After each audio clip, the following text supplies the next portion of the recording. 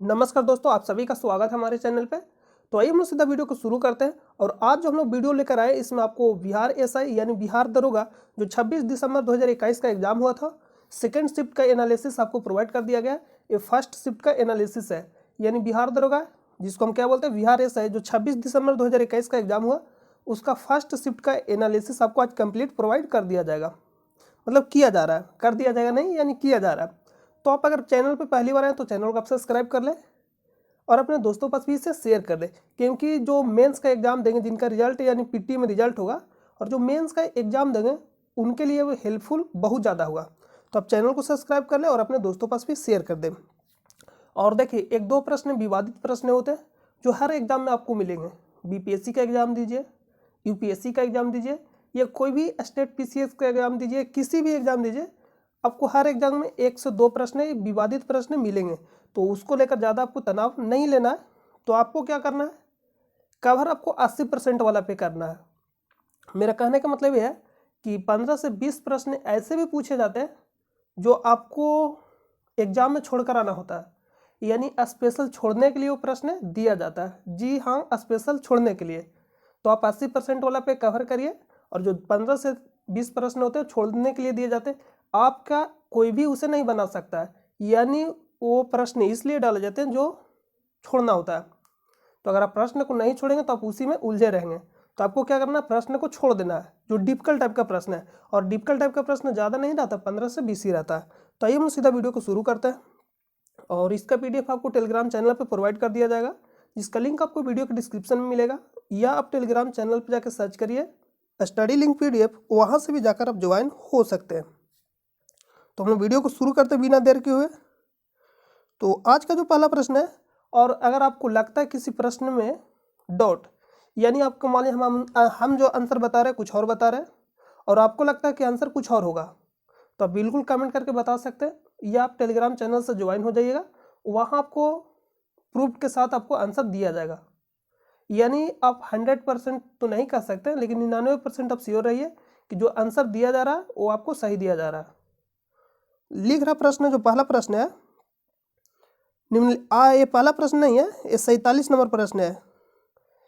निम्नलिखित में से किसे हिंदी साहित्य में उनके योगदान के लिए ज्ञानपीठ पुरस्कार से सम्मानित किया गया है? तो इसका आंसर जो राइट होगा क्या होगा, कृष्णा सोबती, ऑप्शन नंबर ए। प्रश्न पूछा कि निम्नलिखित में से किसे हिंदी साहित्य में उनके योगदान के लिए ज्ञानपीठ पुरस्कार से सम्मानित किया गया, तो इसका राइट आंसर क्या हो जाएगा, कृष्णा सोबती, ऑप्शन नंबर ए। नेक्स्ट प्रश्न है, अशोक चक्र शौर्य पुरस्कार वर्ष, यहाँ पे खाली स्थान है, में स्थापित किया गया। तो आपको बताना कि अशोक चक्र शौर्य पुरस्कार को कब स्थापित किया गया, तो इसको कब स्थापित किया गया था, तो इसका जो राइट आंसर हो जाएगा ऑप्शन नंबर, देखिए यहाँ पे आपको शायद क्लीन दिखाई नहीं दे रहा, तो इसका राइट आंसर का जो ऑप्शन नंबर सी, इसका राइट आंसर क्या हो जाएगा, ऑप्शन नंबर सी, 1952। देखिए यहाँ पे दिया गया 1952, ऑप्शन नंबर सी। नेक्स्ट प्रश्न है, नेक्स्ट प्रश्न क्या है, रीजनिंग है। बताना कि लुप्त संख्या है, द मिसिंग नंबर इज, तो यहाँ पर देखिए 0 है, 7 है, 26 है, 63 है, 124 है, 215 है और यहाँ खाली स्थान है। तो अगर आप ध्यान से यहाँ पे देखिएगा कि 1 का क्यू कितना होगा 1, और 1 घटाएंगे तो कितना आएगा 0। यहाँ पे देखिएगा 2 का क्यू कितना होगा 8, इसको में से 1 घटाइएगा कितना आएगा 7, यानी इसी तरह से इसको करिएगा तो 3 का क्यू कितना हो जाएगा 27, 3 का क्यू 27 और 1 घटाइएगा कितना आएगा 26। उसी तरह से आपको करते जाना है। तो यहाँ कितना हो जाएगा 4 का क्यू, 5 का क्यू, 6 का क्यू, और यहाँ होगा जो 7 का क्यू होगा और -1। तो यहाँ करिएगा 7 का क्यू -1, तो 7 का क्यू कितना होता है 343, -1 बराबर कितना हो जाएगा 342, 342। तो ऑप्शन नंबर क्या हो जाएगा, सी राइट हो जाएगा। और देखिए कभी कभी क्या होता है कि मिस्टेक से बुला जाता है, तो मिस्टेक से बुला जाता है तो उसको आप सीरियस नहीं लीजिए, आपको क्या करना है, जो बता रहे उसको ध्यान देना है। तो कभी कभी मिस्टेक से बुला जाता है, तो जैसे मान लिया यहाँ पे 342 बोलने की जगह पे क्या हो जाएगा 343 बोला जाएगा, तो आप यहाँ तो देख सकते हैं, इसको घटाकर आप कर सकते हैं। तो इसका राइट आंसर क्या हो जाएगा? Option number C. अगला प्रश्न पे चलते हैं। नेक्स्ट प्रश्न है, कर्क रेखा निम्नलिखित में से किन भारतीय राज्यों के समूहों में से होकर गुजरती है? कर्क रेखा, तो यहाँ पे शायद हम मैप लगाए थे। देखिए मैप में हम आपको बता रहे हैं, वो मैप लगाना भूल, 1 मिनट रुके, हम आपको बता रहे हैं मैप से। देखिए यहाँ पे अगर मैप में हम लोग देखेंगे इसको, देखिए यहाँ तो आपसे पूछा गया प्रश्न है कि कर्क रेखा किन राज्यों से होकर गुजरती है। तो मालूम है आपको कि भारत में टोटल 8 राज्यों से होकर गुजरती है कर्क रेखा। गुजरात, राजस्थान, मध्य प्रदेश, छत्तीसगढ़, झारखंड, पश्चिम बंगाल और यहाँ पे देखिए त्रिपुरा, और ये हो जाएगा मिजोरम। टोटल भारत के 8 राज्यों से होकर गुजरती है कर्क रेखा। ये आपको याद रहना चाहिए। टोटल कितने राज्यों से होकर? 8 राज्यों से होकर। और कर्क रेखा किस नदी को 2 बार काटती है? तो कौन सा नदी है? कर्क रेखा किस नदी को 2 बार काटती है? तो आंसर क्या हो जाएगा? माही नदी।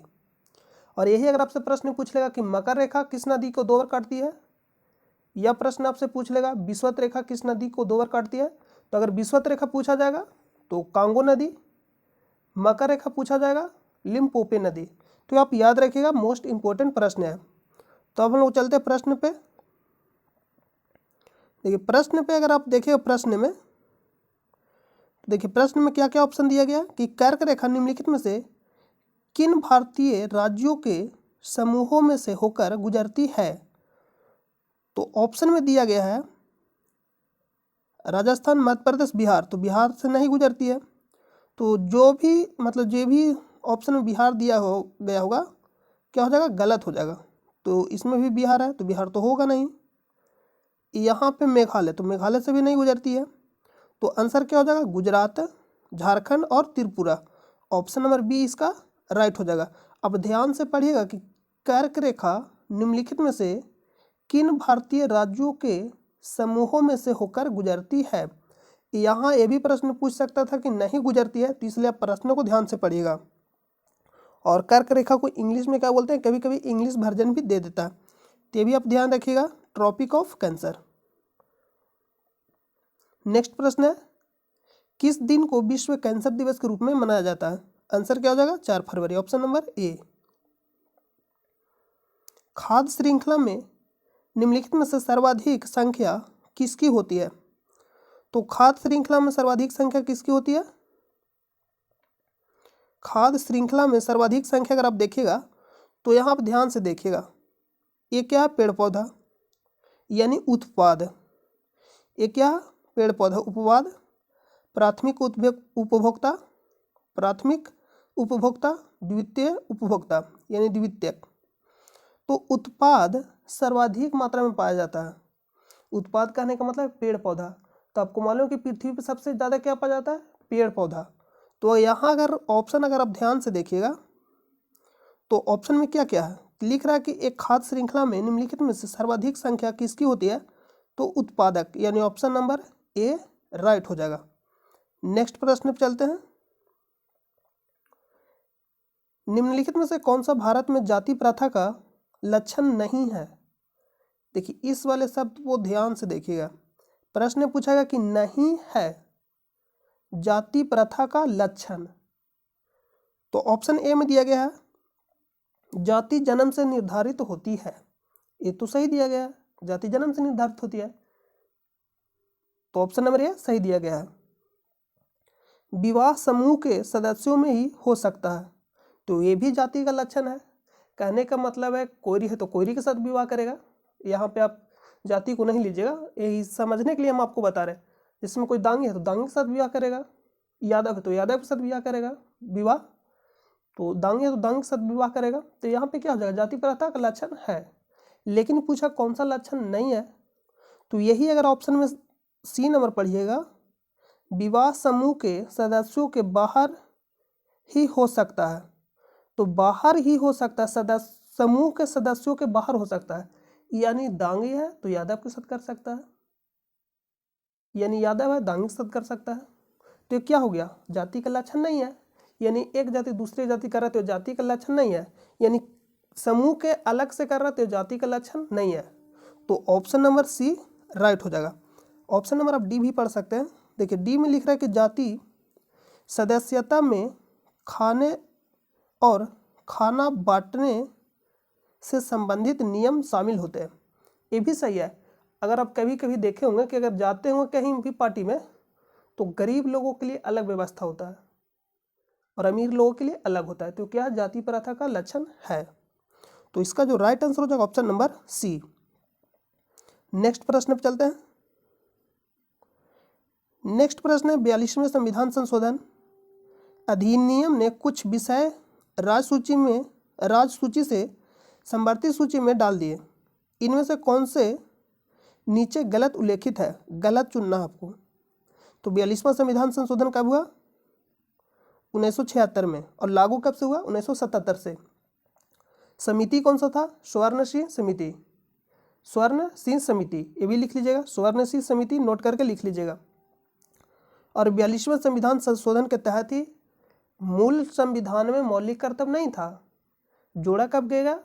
देखिए प्रश्न को ध्यान से सुनिएगा, आपसे प्रश्न पूछा जाएगा मूल संविधान में मौलिक कर्तव्य या मूल संविधान में कितने मौलिक कर्तव्य थे या था। तो आपसे अगर ये प्रश्न पूछा जाएगा कि मूल संविधान में कितने मौलिक कर्तव्य था तो 0। क्यों, क्योंकि 42वें संविधान संशोधन के तहत 1976 में अनुच्छेद 51 के ए और भाग 4 के ए में मूल कर्तव्य को जोड़ा गया। और मूल कर्तव्य कहाँ से लिया गया, रूस से। और मूल कर्तव्य जब जोड़ा गया था तब कितना था, 10। वर्तमान में कितना है, 11। जो 11वां जोड़ा गया शिक्षा का, शिक्षा से संबंधित, यानी शिक्षा किस संविधान संशोधन के तहत जोड़ा गया, 86वां संविधान संशोधन 2002। ये भी आप याद रखिएगा। यानी शिक्षा से संबंधित संविधान में बात करता है तो कौन सा संविधान संशोधन होगा, 86वां संविधान संशोधन। कब किया गया था, 2002 में। और मूल अधिकार में किस अनुच्छेद में जोड़ा गया, अनुच्छेद 21 के ए, अनुच्छेद 21 के ए, आप याद रखिएगा। यहाँ प्रश्न पूछा गया कि राजसूची से समवर्ती सूची में डाल दिए गए कुछ विषय, तो कौन सा गलत है, यानी गलत वाला को चुनना है। किसको चुनना है, गलत वाला को। तो शिक्षापन ये तो शामिल था। तो सबसे पहले आप यहाँ देखिएगा, आपको हम देखिए यहाँ देखिए ध्यान से इसको पढ़िएगा, ये नहीं है।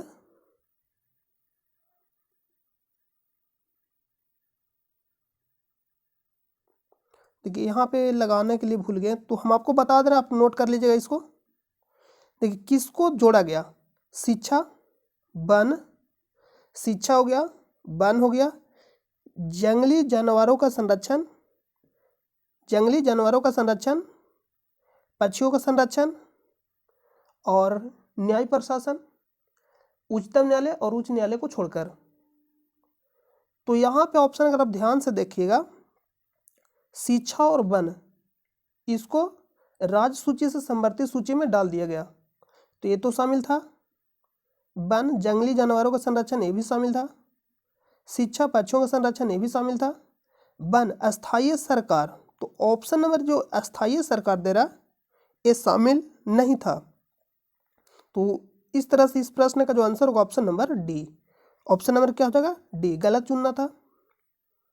नेक्स्ट प्रश्न पर चलते हैं। निम्नलिखित में से समूह का उदाहरण कौन सा है, निम्नलिखित में से समूह का उदाहरण कौन सा है। रेलवे स्टेशन पर प्रतीक्षा करते यात्री, सिनेमा दर्शक, संगीत समारोह में दर्शक, परिवार के सदस्य। तो इसका राइट आंसर क्या होगा, ऑप्शन नंबर डी। समूह कहने का मतलब क्या होता है, एक दूसरे से हम लोग संचार कर सकते हैं, कम्युनिकेट, एक दूसरे के भाव को समझ सकते हैं, भावनाओं को समझ सकते हैं, ये क्या हो जाएगा, समूह बनेगा।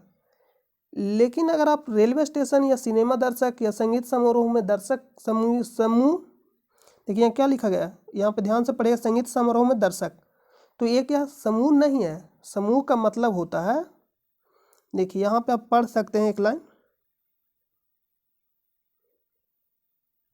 देखिए यहाँ अगर आप ध्यान से पढ़िएगा, समूह क्या है? व्यक्ति जन्म से ही संबंध विकसित करने की प्रक्रिया में जुड़ जाता है। इस परस्पर संबंध के उन अनेक रूप हो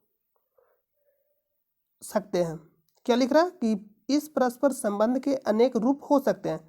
संबंध परिवार में हो सकता है, पड़ोसियों में हो सकता है, एक साथ काम करने वाले लोगों में हो सकता है, और इस संबंध का आधार होता है आपसी जुड़ाव। जब जुड़ाव को समूह कहा जाता है, अगर आप ध्यान से नीचे पढ़िएगा तो देखिए यहाँ पे लिखा गया, एक परिवार, दोस्तों का समूह, एक संस्था, ट्रेड यूनियन इत्यादि। समूह कहने का मतलब है कि ग्रुप कब बनेगा? ग्रुप अगर हम लोग बनाएंगे तो ग्रुप में एक दूसरे के बारे में सबको पता है, लेकिन अगर आप रेलवे स्टेशन या सिनेमा दर्शक में जा रहे हैं, या सिनेमा दर्शक यानी हॉल में आप जा रहे हैं, या कहीं भी आप जा रहे हैं, तो आप वहाँ समूह नहीं बनेगा। क्यों? क्योंकि आप एक दूसरे को नहीं जानते हैं। समूह कहने का मतलब एक दूसरे को हम लोग जानते हैं, कम्युनिकेट कर सकते हैं, एक दूसरे की भावनाओं को हम लोग जानते हैं, ये क्या होगा? समूह होगा। तो इस तरह से इसका आंसर क्या हो जाएगा? Option number D. Option number D right हो जाएगा। नेक्स्ट है, दुर्खिम के अनुसार आधुनिक समाज में होती है समयावी। यहाँ पे क्या लिखा गया? देखिए option number B C right हो जाएगा।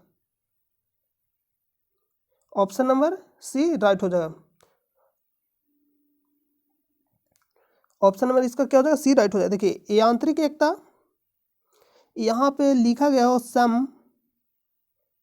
सबवैवी लिखा गया, सबवैवी, तो यहाँ पे समवैवी, देखिए यहाँ पे आपको हम दिखा रहे हैं, शायद यहाँ पे गलत लगता है कि 1 मिनट,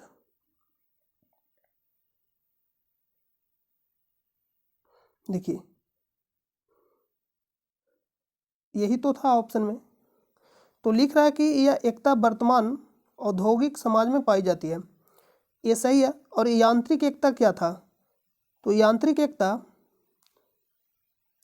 आदिम युगीन समाज में यांत्रिक एकता पाई जाती है, यानी प्राचीन समाज में, और वर्तमान में सावयवी एकता।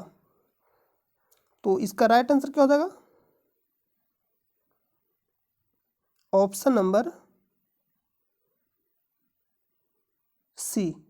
ऑप्शन नंबर क्या हो जाएगा? ऑर्गेनिक एकता, ऑप्शन नंबर सी। नेक्स्ट प्रश्न पर चलते हैं। नेक्स्ट प्रश्न है कि अपूर्वी चंदेला का संबंध है, तो किससे संबंधित है? निशानेबाजी से, ऑप्शन नंबर सी। छोटे उपग्रहों को प्रक्षेपित करने के लिए देश का दूसरा स्पेस, देखिए यहाँ पे जो लिखा गया क्लीन दिखाई नहीं दे रहा, स्पेस पोर्ट विकसित किया जा रहा है, जो स्थित है, कहाँ स्थित है? तमिलनाडु में। इसको भी आप देख सकते हैं, देखिए ध्यान से आप पढ़िएगा इसको। लिखा गया भारतीय अंतरिक्ष अनुसंधान संगठन, जिसको शॉर्ट में क्या बोलते हैं? इसरो। और इसरो का स्थापना कब हुआ था? 15 अगस्त 1969 को। हेडक्वार्टर का बेंगलुरु कर्नाटक में। तमिलनाडु के कुलशेखरपट्टिनम, कहाँ पे? कुलशेखरपट्टिनम के पास थूथुकुडी में अपने दूसरे अंतरिक्ष केंद्र के लिए भूमि अधिग्रहण की प्रक्रिया शुरू कर दी है। और नीचे भी प्रमुख बिंदु दिया गया है। अंतरिक्ष के क्षेत्र में प्रगति करने वाले प्रमुख देशों में कई अंतरिक्ष केंद्र हैं। इसरो का पहला और एकमात्र सतीश, देखिए लिखा, इसरो का पहला और एकमात्र सतीश धवन अंतरिक्ष केंद्र आंध्र प्रदेश के श्रीहरिकोटा में स्थित है, जिसका स्थापना कब हुआ था? 1971 में। ये आप याद रखिएगा। और दूसरा तमिलनाडु। तो इस तरह से इसका राइट आंसर क्या होगा? Option number B. नेक्स्ट प्रश्न है, किरचॉफ का धारा नियम डॉट संरक्षण पर आधारित है, जबकि किरचॉफ का वोल्टेज नियम खाली स्थान संरक्षण पर आधारित है। तो किरचॉफ का जो धारा नियम है आवेश पे संरक्षण पे आधारित है, आवेश के संरक्षण पे, और वोल्टेज नियम ऊर्जा के संरक्षण पे। तो इस तरह से ऑप्शन नंबर सी होगा। शायद हम आपको आंसर दिए तो उसमें बी बता दिए थे, लेकिन इसका जो राइट आंसर हो जाएगा ऑप्शन नंबर सी। यहाँ देखिए चेंज है, पहले ऊर्जा दे दिया फिर बाद में आवेश दिया, लेकिन पहले क्या भराएगा? आवेश। क्रम से भरना आपको, तो पहले आवेश भराएगा उसके बाद ऊर्जा। ये आप याद रखिएगा।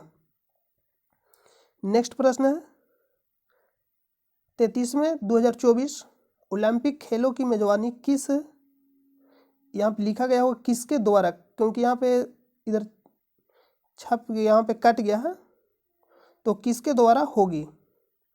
Paris France. और 32वां ओलंपिक खेल कहाँ हुआ? टोक्यो जापान में। 32वां टोक्यो जापान। 33वां कहाँ होगा? पेरिस फ्रांस में। कब होगा? 2024। और 34वां कहाँ होगा? लॉस एंजल्स अमेरिका 2028 में।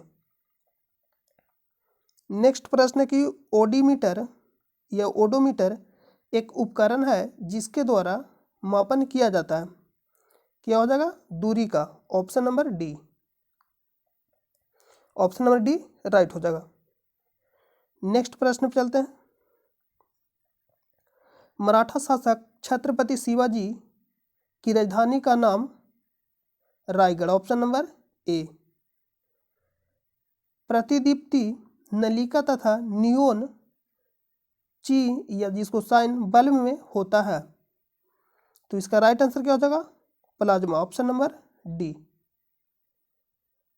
वर्ग संघर्ष की अवधारणा किसने दी है?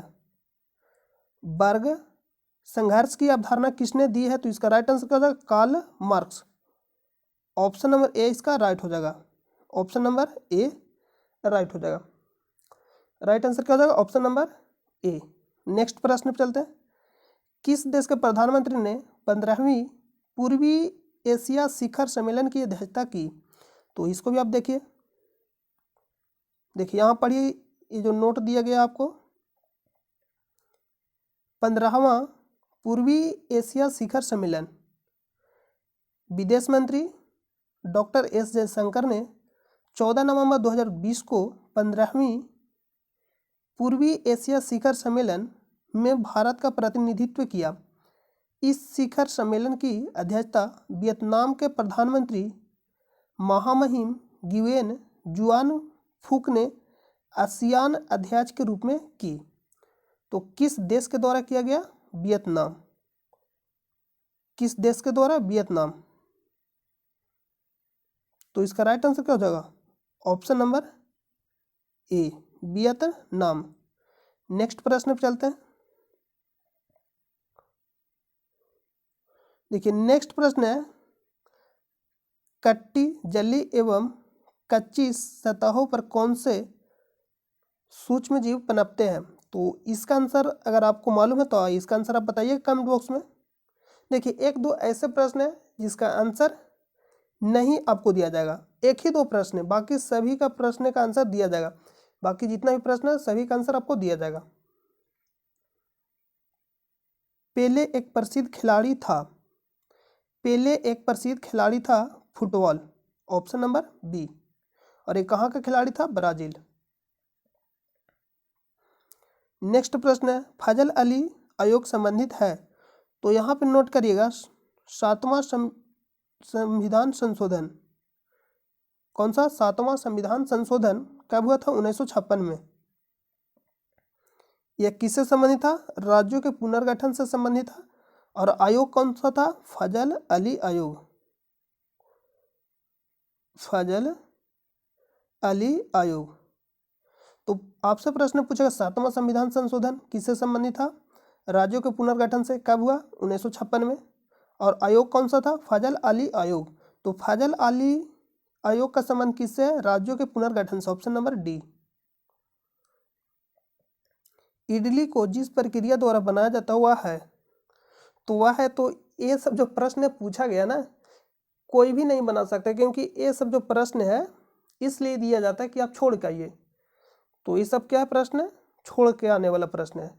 तो जो इडली बनाया जाता है उसको भाप के बनाया जाता है। तो यहाँ पे ये जो दो ऑप्शन है कट गया, तो इसलिए हम लोग इसका आंसर कन्फर्म नहीं कर सकते। अगर आपको इसका आंसर मालूम है तो आप कमेंट बॉक्स में बता सकते हैं। देखिए नेक्स्ट प्रश्न है भारत में देखिए यहाँ पे देखा है क्लीन नहीं दिख, भारत में फ्यूचर इंजीनियरिंग प्रोग्राम, शायद यहाँ पे फ्यूचर ही लिखा गया, क्या लिखा गया, क्लीन दिखाई नहीं दे रहा, फ्यूचर ही होगा। इंजीनियरिंग प्रोग्राम किसके द्वारा शुरू किया गया है? Amazon, option number B. Bharat का वाटरमैन किन्हें कहा जाता है? राजेंद्र सिंह को। भारत का वाटरमैन किन्हें कहा जाता है? राजेंद्र सिंह को। और आपसे भी प्रश्न पूछा जा सकता है, कौन सा? जल अधिनियम कब आया था? 1974, जल अधिनियम 1974। ये भी आप याद रखिएगा, ये भी प्रश्न पूछा जाएगा। तो भारत का waterman option number B, Rajendra Singh. और अगर आपसे प्रश्न पूछा जाएगा रॉकेट मैन ऑफ इंडिया, के Sivan, missile man of India, APJ Abdul Kalam, missile women of India, Tessy Thomas, tiger man of India, Kailash Sankhala, bird man of India, Salim Ali. ये सब प्रश्न आपको याद रहना चाहिए। नेक्स्ट है, जब 1942 में अखिल भारतीय राष्ट्रीय कांग्रेस ने भारत छोड़ो आंदोलन छेड़ा, तब भारत का वायसराय कौन था? लीन लिथगो, ऑप्शन नंबर ए। इसका जो कार्यकाल था कब से कब तक था? 1936 से लेकर 44 तक। और आपको मालूम है लिटन का कार्यकाल कब से कब तक था? 1876 से लेकर 80 तक। और इसी के समय में कौन सा एक्ट आया था? इसी के समय में 1878 में वर्नाक्यूलर प्रेस एक्ट आया था। वर्नाक्यूलर प्रेस एक्ट, जिसको हम लोग गैगिंग एक्ट के नाम से भी जानते हैं। ये भी प्रश्न पूछा जाता है। लिटन का कार्यकाल कब से कब तक था? 1880 से लेकर 84 तक। नोट कर लीजिएगा, लिटन का कार्यकाल 1880 से लेकर 84 तक। रीपन का कार्यकाल, देखिए मिस्टेक से बोला गया, ये लिटन इसमें होगा। रीपन का कार्यकाल 1880 से 84 तक। और रीपन के ही समय में 1881 में नियमित जनगणना, यानी जो अभी 10 साल पे जनगणना होता है, वो कब से शुरू हुआ था? 1881 से। जो नियमित जनगणना है तो 1881 से शुरू हुआ था। किसके समय? रीपन के समय। और पहली बार जनगणना कब हुआ था? 1872 में, लॉर्ड मेयो के समय। और कर्जन का कार्यकाल तो 1899 से लेकर 1905 तक। 1905 तक। तो बंगाल विभाजन किसके समय हो? कर्जन के समय। तो राइट आंसर क्या हो जाएगा? ऑप्शन नंबर ए। नेक्स्ट है, दूध में उपस्थित शर्करा है, तो दूध में क्या क्या पाया जाता है? लैक्टोज और केसिन। तो शर्करा पूछेगा तो लैक्टोज, और प्रोटीन पूछेगा तो केसिन। नेक्स्ट प्रश्न है, ऐसी समष्टि पारस्परिक क्रिया जिसमें एक जाति को लाभ होता है और दूसरी को न लाभ होता है और न हानि, को क्या कहा जाता है? तो इसको क्या कहा जाता है? तो इसका जो राइट आंसर हो जाएगा ऑप्शन नंबर यहाँ पे डी हो जाएगा, सहभोजिता। Option number D. यानी कहने का मतलब, अगर एक जाति को लाभ हो रहा है और दूसरा को ना तो लाभ हो रहा है ना तो हानि, तो उसको क्या बोलेंगे? सहभोजिता। और सह उपकारिता किसको बोलेंगे? जिसमें दोनों को लाभ हो। क्या होगा? दोनों को लाभ, उसको क्या बोलेंगे? सह उपकारिता। तो आप याद रखिएगा इसको। नेक्स्ट प्रश्न पे चलते हैं। भारत में संघीय न्यायालय की स्थापना किस अधिनियम के द्वारा किया गया? किस अधिनियम के द्वारा किया गया? तो ऑप्शन क्या होगा? ऑप्शन नंबर डी, भारत सरकार अधिनियम 1935। भारत सरकार अधिनियम 1909 के द्वारा किया गया था। पृथक निर्वाचन किस अधिनियम के द्वारा? भारत सरकार अधिनियम 1909। हाल ही में किस राज्य में भारत के सर्वोच्च या ऊंचाई वाले हर्बल पार्क का उद्घाटन किया गया? Option number C, Uttarakhand. उत्पादन संभावना परिधि के अंदर स्थित है, तो इसका आंसर आप बताइएगा कमेंट बॉक्स में। तेल की पतली फिल्म से परावर्तित श्वेत प्रकाश में दिखाई देने का कारण है यहाँ पे और शायद इधर क्या था, यहाँ पे हमको मालूम नहीं है, कट गया है। तो इसका राइट आंसर क्या हो जाएगा, व्यतिकरण, ऑप्शन नंबर बी। नेक्स्ट प्रश्न पे चलते हैं। इनमें से एक आवश्यक एमिनो एसिड है सीरीन, ऑप्शन नंबर सी। सौर सेल बनाने में प्रयुक्त तत्व कौन सा है, silicon, option number C. Bharat का सक्रिय ज्वालामुखी बैरन द्वीप अंडमान निकोबार द्वीप में स्थित है। नेक्स्ट प्रश्न पे चलते हैं। भारतवर्ष में जल अधिनियम किस वर्ष में पारित किया गया? अभी आपको तुरंत बताएं, आंसर क्या हो जाएगा, 1974। और भी प्रश्न पूछा जा सकता है आपसे। Tiger project 1973, tiger project 1973, elephant act 1992, SEBI अधिनियम 1992, राइट टू इन्फॉर्मेशन जिसको शॉर्ट में क्या बोलते हैं, RTI, राइट टू इन्फॉर्मेशन यानी सूचना का अधिकार अधिनियम 2005, RTE, राइट टू एजुकेशन यानी शिक्षा का अधिकार अधिनियम 2009, लागू कब से हुआ, 2010 से। तो ये सब ऐसे प्रश्न जो आपको याद रहना चाहिए। इसका राइट आंसर का ऑप्शन नंबर डी। देखिए यहाँ पे क्लीन दिखाई नहीं दे रहा, लेकिन यहाँ पे दिखाई दे रहा है गंगाई कोंडम। शायद यहाँ पे क्या है जो यहाँ पे दिखाई नहीं दे रहा, गंगाई कोंडम किसके द्वारा स्थापना किया गया था? तो इसका निर्माणकर्ता कौन थे, राजेंद्र प्रथम, ऑप्शन नंबर डी। नेक्स्ट है कि राष्ट्रपति की अध्यादेश पारित करने की शक्ति किस अनुच्छेद में है? तो अनुच्छेद number 123, option number A, option number A right हो जाएगा। नेक्स्ट प्रश्न, नाभिकीय रिएक्टर का वह अवयव जो श्रृंखला अभिक्रिया को नियंत्रित करता है क्या कहलाता है, नियंत्रक छड़, ऑप्शन नंबर सी। भारत का सबसे उत्तरी बिंदु है, सबसे उत्तरी बिंदु, इंदिरा कॉल। दक्षिणी बिंदु पूछा जाएगा, इंदिरा पॉइंट। दक्षिणी बिंदु पूछा जाएगा तो क्या हो जाएगा, इंदिरा पॉइंट। पूर्वी बिंदु कीवीथू जो कहाँ स्थित है, अरुणाचल प्रदेश में। और पश्चिमी बिंदु सर क्रीक जिसको हम लोग गुहार मोथा के नाम से भी जानते हैं, कहाँ स्थित है, गुजरात में। तो इसको आप याद रखिएगा। और कभी कभी प्रश्न ये भी पूछा जाता है कि मुख्य भूमि से भारत का दक्षिणतम बिंदु है केप कमोरिन या कन्याकुमारी। नेक्स्ट प्रश्न पे चलते हैं। जहांगीर के शासनकाल में निम्नलिखित में से किस चित्रकार को नादिर उल असर के किताब से नवाजा गया? उस्ताद मसूर। जहांगीर के शासनकाल में दो चित्रकार रहते थे, एक उस्ताद मसूर और एक अबुल हसन। तो यहाँ तो ऑप्शन सी और बी तो रॉन्ग हो जाएगा, क्योंकि ऑप्शन में क्या दिया गया है, सी और बी रॉन्ग हो जाएगा ऑलरेडी। क्यों? क्योंकि जहांगीर के शासन यानी जहांगीर के दरबार में दो चित्रकार रहते थे, जिसका नाम क्या था, अबुल हसन और एक का उस्ताद मसूर। तो यहाँ जो प्रश्न पूछा गया नादिर उल असर के किताब से किसे नवाजा गया था, तो ऑप्शन नंबर डी उस्ताद मसूर को, ऑप्शन नंबर डी उस्ताद मसूर को, ऑप्शन नंबर डी इसका राइट हो जाएगा। लेकिन आपका माइंड में ये भी चल सकता है कि अबुल हसन को किससे नवाजा गया था, तो इसका राइट आंसर क्या हो जाएगा, नादिर रुजमा, नादिर रुजमा। तो इसको आप याद रखिएगा। नेक्स्ट है, निम्न में से पानी में कौन सी धातु मिनी माता रोग का कारण है? पारा, ऑप्शन नंबर सी। और एकमात्र धातु जो द्रवावस्था में पाया जाता है, पारा। इसका राइट आंसर क्या हो जाएगा, ऑप्शन नंबर सी। और कभी कभी प्रश्न ये भी पूछा जाता है इटाई इटाई, इटाई इटाई का कारण क्या है, कैडमियम। तो इटाई इटाई से ईटा, ईटा क्या होता है, कड़ा, तो कड़ा से याद रखिएगा कैडमियम। नेक्स्ट प्रश्न पे चलते हैं।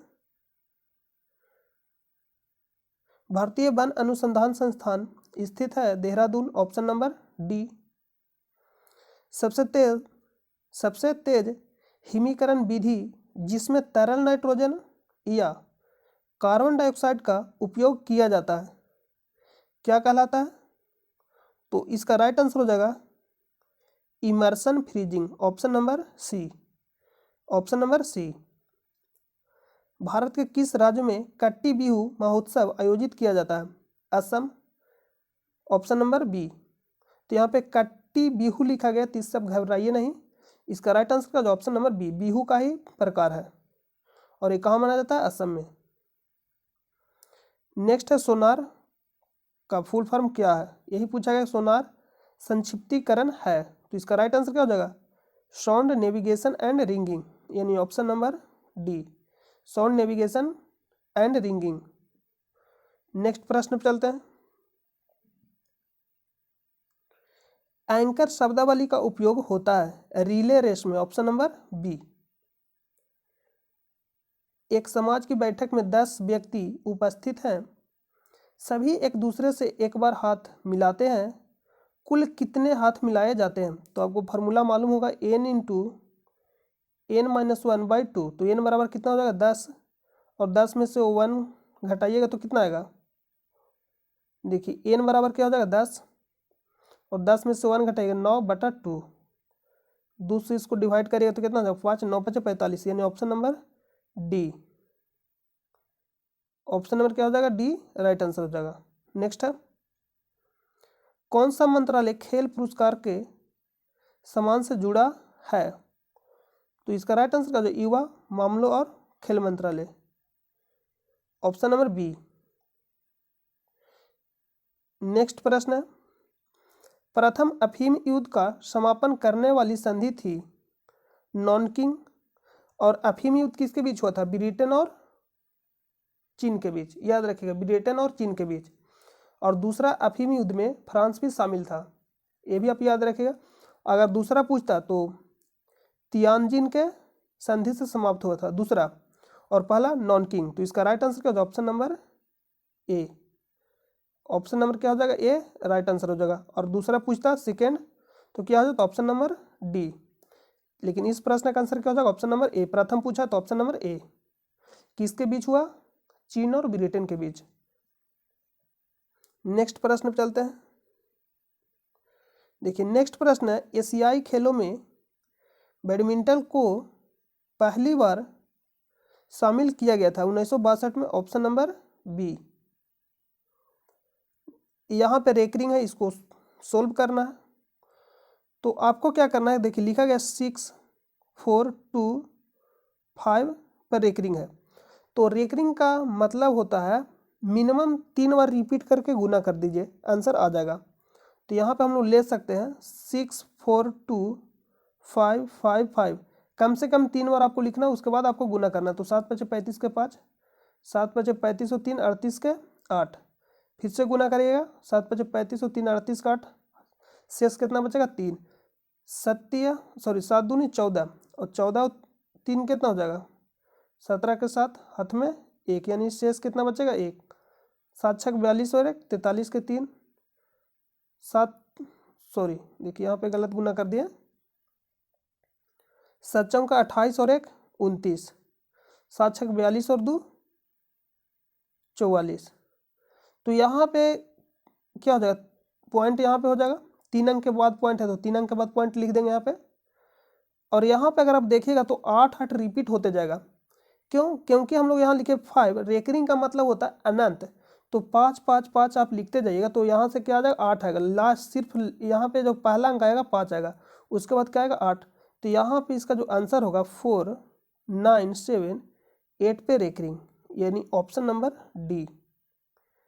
नेक्स्ट है, हर्षवर्धन के साम्राज्य की राजधानी थी कनौज, और हर्षवर्धन के समय में कौन आया था, ह्वेनसांग, और फाहियन किसके समय में आया था, चंद्रगुप्त द्वितीय। पुरुषों के चक्का डिस्क का वजन होता है 2 kg, ऑप्शन नंबर बी। निम्नलिखित में से कौन सी संख्या पूर्ण वर्ग है, तो ऑप्शन नंबर ए, कितना का स्क्वायर है 93, 93 का स्क्वायर कर लीजिएगा, ऑप्शन नंबर ए आएगा। देखिए नेक्स्ट प्रश्न है, निम्न में से किस कंपनी ने सन 1983 का या 1983 में म्यूजिकल का विक्रय आरंभ कर दिया, हारमोनियम से, तो यहाँ पे लिखा गया, यहाँ पे देखिए क्लीन दिखाई नहीं दे रहा, यहाँ पे भी क्लीन नहीं है, देखिए यहाँ पे भी मिट गया, तो आप यहाँ पे देख लीजिएगा, शायद म्यूजिकल या कुछ इसी टाइप का होना। यहाँ पे लिखा है, निम्न में से किस कंपनी ने सन 1983 में म्यूजिकल का विक्रय आरंभ कर दिया। तो इसका जो राइट आंसर हो जाएगा ली यानी एली लिली। इसका राइट आंसर का जो नाम भी वैसा दिया गया है, Eli Lilly. Option number A right होगा इसका आंसर। नेक्स्ट प्रश्न है, फिट मोबाइल एप्लीकेशन निम्नलिखित में से किस मंत्रालय ने शुरू किया? खेल मंत्रालय, ऑप्शन नंबर ए। यहाँ पे इधर कट गया है, किस मंत्रालय ने शुरू किया? ऑप्शन नंबर ए खेल मंत्रालय या खेलकूद मंत्रालय, ऑप्शन नंबर ए। गंधार कला शैली समन्वय है। गंधार कला शैली किससे संबंधित है यानी समन्वय है? भारतीय और ग्रीक कला, ऑप्शन नंबर डी। नेक्स्ट प्रश्न है, भारत की संसदीय प्रणाली में शून्यकाल का आशय क्या है?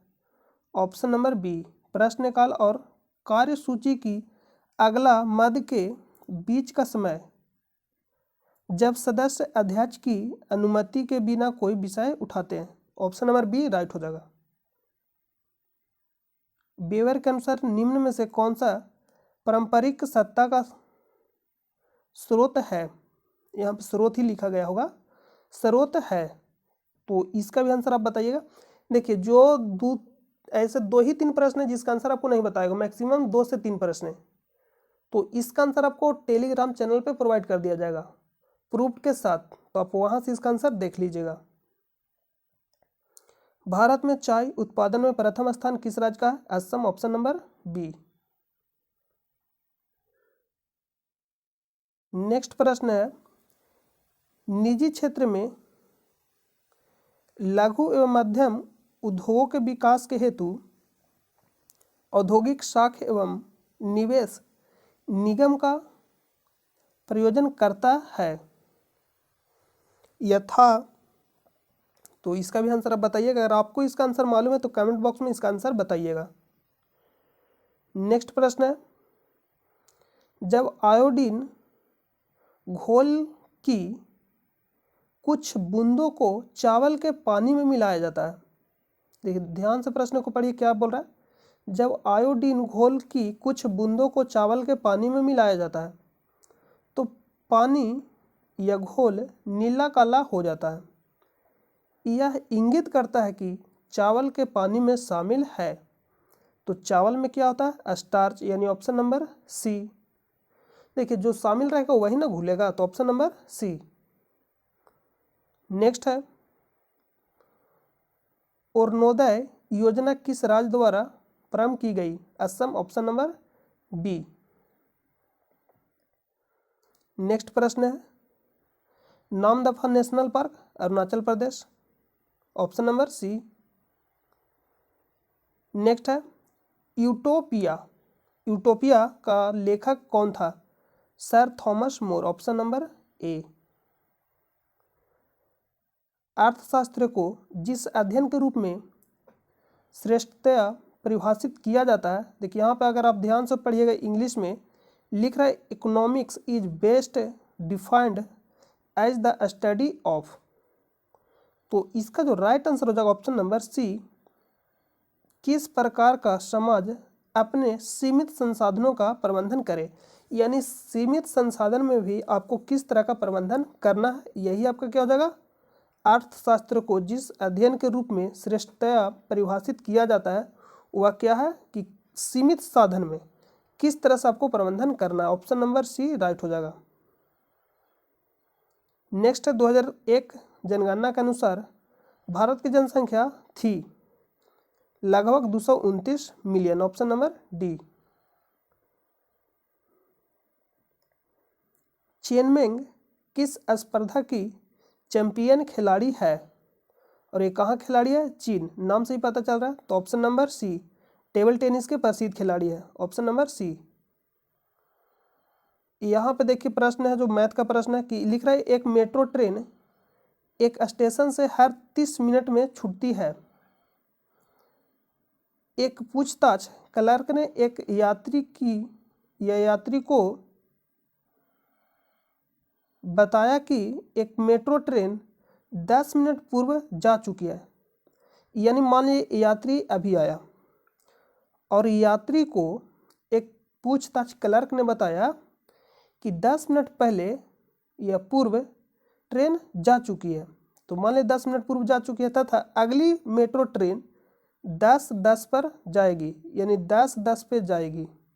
तो यहाँ क्या लिखा गया है, शुरू में कि हर 30 मिनट पे है, तो इससे पहले जो ट्रेन होगा कब होगा, 1940 बोल रहे हैं, 9:40, यानी 9:40 में होगा। हर 30 मिनट पे ट्रेन खुलती है या जाएगी तो कब हो जाएगा, 9:40 में। तो यहाँ पे जो लिखा गया है देखिए, एक मेट्रो ट्रेन 10 मिनट पूर्व जा चुकी है। कब, जब एक पूछताछ क्लर्क ने यात्री को बताया, और अगली मेट्रो ट्रेन 10:10 पर जाएगी।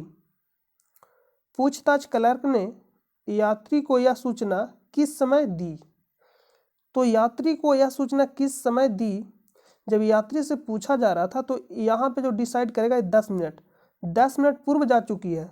जब यात्री मान लिया कि आप गए और आप जैसे ही जा रहे हैं तो आपको मालूम चल रहा है कि 10 मिनट पहले जा चुकी है, 10 मिनट पहले जा चुकी है, तो 10 मिनट पहले ही जा चुकी है, तो अगली जो ट्रेन होगी 20 मिनट बाद, यानी 30 मिनट का गैप है। तो 10 मिनट पहले जा चुकी है, तो यात्री अगर आया होगा 9:50 में, तो 9:40 में ट्रेन है, तो 9:50 में तो ना 10 मिनट पहले जा चुकी है, और अगली ट्रेन 10:10 में, यानी 20 मिनट बाद। तो यात्री कब आएगी, 9:50, ऑप्शन नंबर सी। यात्री जो आया कब आया, 9:50, option number C. Option number C इसका राइट हो जाएगा। नेक्स्ट है, अंतरजातीय विवाह को प्रोत्साहन करने के लिए उड़ीसा सरकार ने कौन सी योजना या निम्न में से कौन सा वेब पोर्टल प्रारंभ किया, सुमंगलम, ऑप्शन नंबर ए। नेक्स्ट है, क्वेड में कौन से 4 देश समाविष्ट किए गए हैं, तो कौन कौन सा 4 देश था, यूएसए, जापान, भारत, ऑस्ट्रेलिया। और मालाबार युद्ध किसके बीच होता है, यूएसए, जापान, भारत, ऑस्ट्रेलिया। इसी को किस नाम से जाना जाता है, Quad, option number D. Next प्रश्न पर चलते हैं, एलर्जन के प्रति सबसे प्रचुर मात्रा में बनने वाला प्रतिरक्षा, यहाँ पे लिखा गया होगा, देखिए यहाँ पे एलर्जी एंटीबॉडी, मतलब एलर्जी जिस, मान लीजिए कि एलर्जी के प्रति सबसे प्रचुर मात्रा में बनने वाला एंटीबॉडी कौन सा है, एंटीबॉडी कौन सा है, तो एंटीबॉडी कौन सा है, तो इसका जो राइट आंसर हो जाएगा ऑप्शन नंबर, देखिए इस प्रश्न का जो राइट आंसर हो जाएगा क्या हो जाएगा, ऑप्शन नंबर ए। इसका राइट आंसर क्या हो जाना चाहिए, ऑप्शन नंबर ए इसका राइट आंसर हो जाएगा। तो आप इसमें डॉट नहीं करिए, इस आंसर क्या हो जाएगा, इसका राइट आंसर ऑप्शन नंबर ए। अगला प्रश्न पे चलते हैं,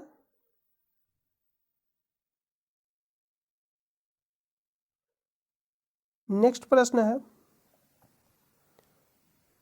आमने सामने की अंत क्रिया के संदर्भ में मानव व्यवहार के अध्ययन को क्या कहा जाता है, तो इसको क्या कहा जाता है, micro sociology, option number B, यानी सूक्ष्म समाज शास्त्र।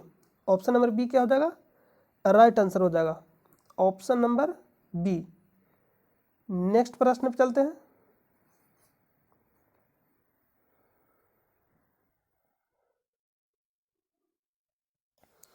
कुतुब मीनार के प्रवेश द्वार को जाना जाता है अलाई दरवाजा, ऑप्शन नंबर ए। ग्रीष्म ऋतु में होने वाली वर्षा को कहाँ आम्र वर्षा के नाम से जाना जाता है, तो पश्चिमी तट पे, और पश्चिमी तट पे अगर ऑप्शन देखिएगा तो एक ही ऑप्शन है केरल, तो ऑप्शन नंबर बी। नेक्स्ट प्रश्न है, भारत की प्रथम सौर संचालित टेक्सटाइल मिल कहाँ निर्माण की जाएगी, परभनी, महाराष्ट्र, ऑप्शन नंबर ए। आज तक प्रदान किए गए परमवीर चक्र पुरस्कारों को, या पुरस्कारों की कुल संख्या है 21, ऑप्शन नंबर ए। निसार इसरो तथा किसका संयुक्त प्रोजेक्ट है, नासा, ऑप्शन नंबर सी। सप्त क्रांति की अवधारणा को प्रतिपादित किया राम मनोहर लोहिया द्वारा। ऑप्शन नंबर ए। नेक्स्ट प्रश्न है, तो नेक्स्ट प्रश्न समाप्त हो गया। तो हम उम्मीद करते हैं कि आपको यह वीडियो पसंद आया होगा। और मान लीजिए कहीं भी त्रुटि हो गया होगा या आपको लगता है कि इसका आंसर कुछ और होना चाहिए, जो हम आंसर बताएं और आपको लगता है कि इसका आंसर कुछ और होना चाहिए, तो आप कमेंट बॉक्स में बिल्कुल बता सकते हैं। और इसका आपको आंसर टेलीग्राम चैनल पे भी दे दिया जाएगा। मान लीजिए आपको लगता है ऐसा कि इसका आंसर कुछ और होना चाहिए, तो आपको प्रूफ के साथ टेलीग्राम चैनल पे दिया जाएगा। तो आप टेलीग्राम चैनल से जाकर ज्वाइन हो जाइएगा, वहाँ इसका PDF भी आपको प्रोवाइड किया जाएगा। और आप ज़्यादा तनाव नहीं लीजिए, कुछ प्रश्न विवादित प्रश्न भी होते हैं, तो आपको उससे ज़्यादा तनाव नहीं लेना। हर एग्जाम में, यानी कोई भी आप एग्जाम दीजिए, UPSC BPSC, सभी में विवादित प्रश्न पूछे जाते हैं। तो आप इसको ज़्यादा तनाव नहीं लीजिएगा। मिलते हैं नेक्स्ट वीडियो में, तब तक के लिए अपना ख्याल रखिए। जय हिंद, जय भारत।